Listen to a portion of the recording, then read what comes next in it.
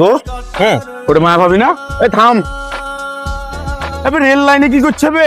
এই তাই তো যে ভাবি ভাবি আপনি এখানে কি কিছু বলেন? আমার সবকিছু শেষ হয়ে গেছে আপু। সব শেষ মানে?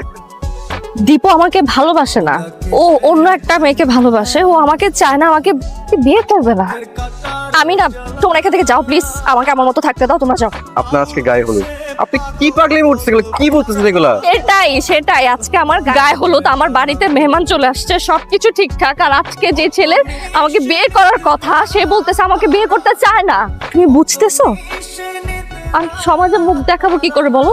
আমার ফ্যামিলি, আমার বাবা মা, সমাজ কি বলবে সবাইকে? একটা মেয়ের জন্য কতটা লজ্জাজনক, অপমানজনক, তার ফ্যামিলির জন্য কতটা অপমানজনক, বুঝবা না। তোমরা প্লিজ এখান থেকে যাও, আমি না বাঁচতে চাই না, আমার বাঁচার কোনো কারণ নাই, প্লিজ।